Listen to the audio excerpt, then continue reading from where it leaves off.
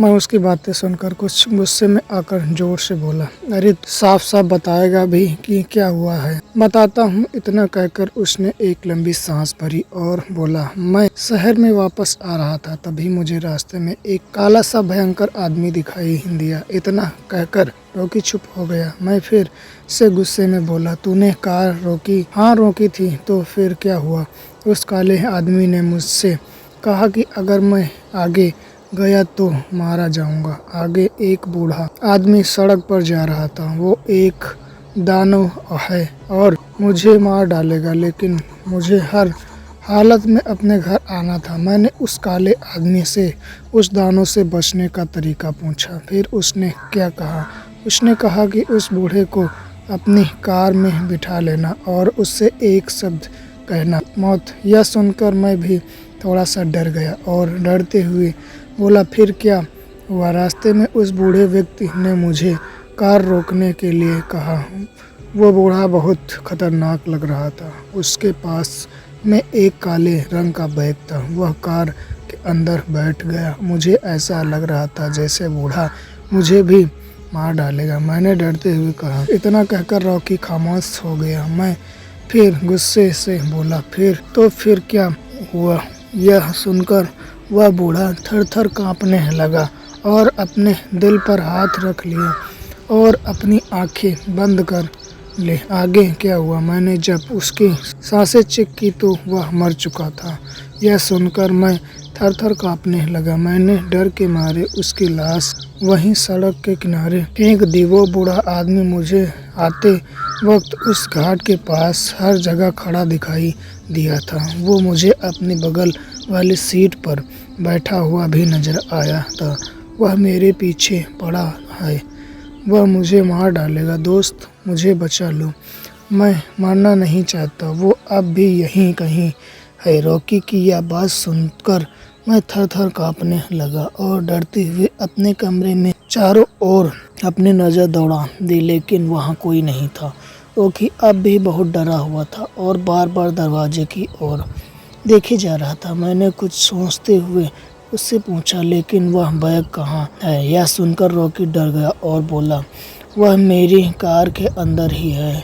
हो सकता है उसकी आत्मा उस बैग के पीछे पड़ी हो। उस बैग में है क्या? रॉकी डरते हुए कपकपाती आवाज़ के साथ बोल, मुझे नहीं मालूम। देख रॉकी, आज नहीं तो कल पुलिस तुझ तक पहुंच जाएगी और फिर तुझे फांसी पर चढ़ा देगी। अब तो बचने का एक ही रास्ता है। वो क्या? वो बैग वापस उसी लाश के पास फेंक। यह सुनकर रॉकी थर-थर कांपते हुए बोला, मैं वहाँ वापस नहीं जाऊँगा। प्लीज़ दरवाज़ा मत खोलना। वो बूढ़ा बाहर ही खड़ा होगा। मुझे बहुत डर लग रहा है। हालांकि डर तो मुझे भी बहुत लग रहा है। शरीर पूरी तरह से बर्फ की तरह जम चुका था, लेकिन मैंने कुछ साहस जुटाते हुए कहा, रॉकी, तू फांसी से बचना चाहता है? रॉकी ने कुछ जवाब दिए बिना सिर हिला दिया। तो चल मेरे साथ। लेकिन कहाँ? वो बैग लेने के लिए। मुझे बहुत डर लग रहा है। अरे कुछ भी नहीं होगा, तू चल मेरे साथ। इतना कहकर मैंने उसका हाथ पकड़ा और दरवाजे के पास ले गया। मैंने डरते हुए कपकपाते हाथों से दरवाज़ा खोला और चारों ओर नज़र दौड़ाई। बाहर कोई नहीं था, सिर्फ काला अंधकार छाया हुआ था। सामने रॉकी की कार खड़ी थी। हम दोनों डरते हुए उस कार के पास गए। कार के पीछे की सीट काले रंग का बैग रखा हुआ था। मैंने खिड़की खोली, वो बैग उठाया और हम दोनों डरते हुए तेजी से भागकर फिर से घर के अंदर घुस गए और दरवाज़ा बंद कर लिया। मैंने उस बैग को देखते हुए कहा, इस बैग में आखिर है क्या? पैसे या कुछ और? मैंने उस बैग को खोला। उसके अंदर एक नया लैपटॉप था। मैंने लैपटॉप चालू किया, लेकिन उसमें पासवर्ड लगा हुआ था। मैंने बहुत खोलने की कोशिश की, लेकिन वह नहीं खुला। यार, लगता है गलत पासवर्ड लगाने से लैपटॉप ख़राब हो सकता है। देख रॉकी, जब तक यह हमारे पास है तब तक हम मुसीबत में हैं। पुलिस यह लैपटॉप के ज़रिए लोकेशन ट्रैक करके हम तक पहुंच सकती है। हमें इस लैपटॉप को वापस उस लाश के पास रखकर आना होगा। रॉकी ने हाँ में सिर हिला दिया। मैंने फिर से वह लैपटॉप उस बैग में डाला और हम दोनों कार में आकर बैठ गए। मैंने डरते हुए रॉकी से पूछा, तू ड्राइविंग तो कर लेगा ना, फिर कार मैं चलाऊं? रॉकी ने अपना पसीना पोंछते हुए कहा। इतना कहकर उसने कपकपाते हाथों से स्टार्ट की और धीरे धीरे चलाते हुए हम दोनों उस खूनी खंजरी घाट की ओर जाने लगे। मेरे मन में अनेक सवाल चल रहे थे कि वह बूढ़ा व्यक्ति कौन था और मौत शब्द सुनते ही वह मर क्यों गया। वह काला व्यक्ति कौन था? इस लैपटॉप में आखिर क्या खास है? वह काला व्यक्ति उस बूढ़े व्यक्ति से क्या लेना चाहता था? क्या उसने दानों की झूठी कहानी बनाई थी या पहले मुझे कुछ उलझती हुई नजर आ रही? मैं अचानक अपने आप से बोल पड़ा, साजिश। यह सुनकर रॉकी थोड़ा सा डर गया और कार की गति और भी धीमी कर दी। मैं रॉकी की ओर देखकर वो समझ गया कि उस आदमी को साजिश रचकर मारा गया था। यह एक हत्या थी।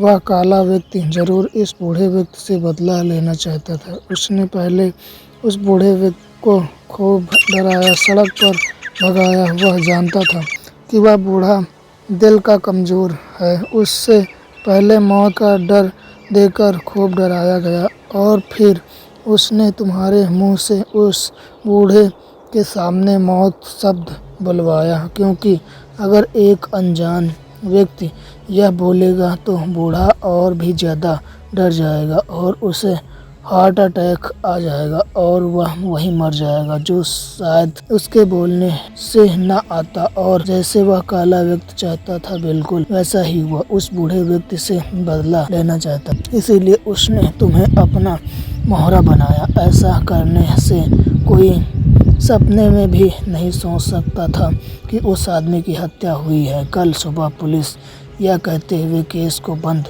कर देगी कि उस बूढ़े को इस घाट में हार्ट अटैक आ गया था। उस काले व्यक्ति ने दानों की झूठी कहानी तुम्हें सुनाई और एक खतरनाक साजिश रची। इतना कहकर मैं थोड़ा सा मुस्कुराया और सोचने लगा कि उस काले व्यक्ति ने क्या खतरनाक साजिश रचकर उस बूढ़े को मारा है, ताकि किसी को शक भी ना हो। रॉकी यह सब सुनकर कुछ गंभीर हो गया और कार की स्पीड बढ़ा दी। यह सब कुछ देखकर बुरी तरह डर गया। इससे पहले कि मैं कुछ बोल पाता, रॉकी ने मेरे हाथ से वह बैग छीना और खिड़की खोलकर कार से बाहर कूद गया। यह देखकर मैं बुरी तरह डर गया। कार तेजी से नुकीले पत्थरों की ओर भागी जा रही थी। मैं बर्फ की तरह जम चुका था, शरीर को लकवा मार गया तो मैं हिल भी नहीं पा रहा था। कार लौटते पोड़ते हुई उन नुकीले पत्थरों से जा टकराई।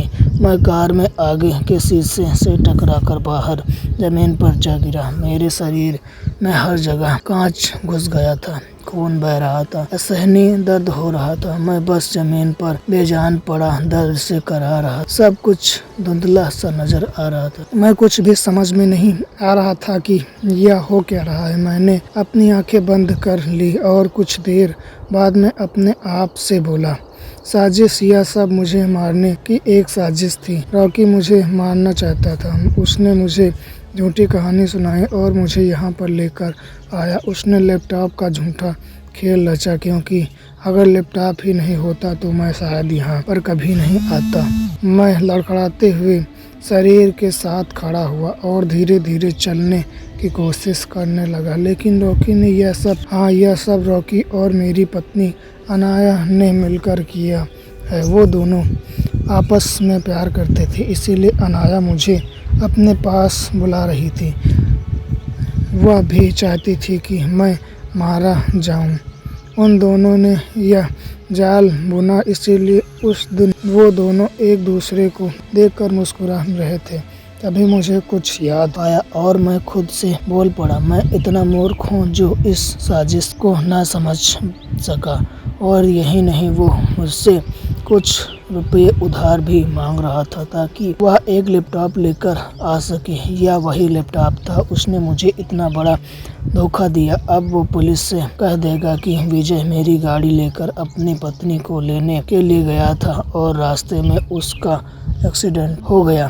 पुलिस कुछ भी छानबीन नहीं करेगी और किसी को उस पर शक भी नहीं होगा। मैं यह सब सोचते हुए तड़खड़ाते कदमों से सड़क पर आ गया। शरीर से खून बह रहा था, बहुत दर्द हो रहा था। मैं अपने आप से बुदबुदाया, मुझे पहले सिटी हॉस्पिटल जाना चाहिए और अपना इलाज करवाना चाहिए। मैं तेज़ी से सड़क पर सिटी हॉस्पिटल की ओर दौड़ने लगा। बहुत दर्द हो रहा था। कुछ दूर दौड़ने के बाद मैं सड़क के बीचों बीच खड़ा हो गया और अपने दोनों हाथ फैलाकर आसमान की ओर देखकर जोर से चिल्ला उठा और फिर अचानक से सड़क पर पीठ के बल गिर गया। फिर मुझे अचानक से याद आने लगा कि यह सब कुछ मैंने पहले भी कहीं देखा है। तभी मैं अपने आप से बोल पड़ा, अरे नहीं, एक्सीडेंट वाले दिन एक सफ़ेद परछाई इसी तरह सड़क पर गिर गई थी। वो मैं ही था। यह खंजरी घाट मुझे मेरा भविष्य दिखा रहा है। लेकिन मैं पागल, कुछ समझ नहीं सका। मेरे दिमाग में सिर्फ एक शब्द चक्कर काट रहा था और वो था साजिश। मेरे शरीर से सारा खून बह चुका था, सर फट चुका था। मैं अब खड़ा भी नहीं हो सकता था। शरीर पूरी तरह से जवाब दे गया था। मेरी आंखें धीरे धीरे बंद होने लगी। मैंने अपने आँखों को खोलने की कोशिश की पर अंत में मेरी आँख बंद हो गई हमेशा के लिए। और इस तरह खंजरी घाट को एक नया शिकार मिल गया और साथ ही एक साजिश अंजाम तक पहुंच गई। अगर आपको यह स्टोरी अच्छी लगे तो हमारे चैनल को सब्सक्राइब करें।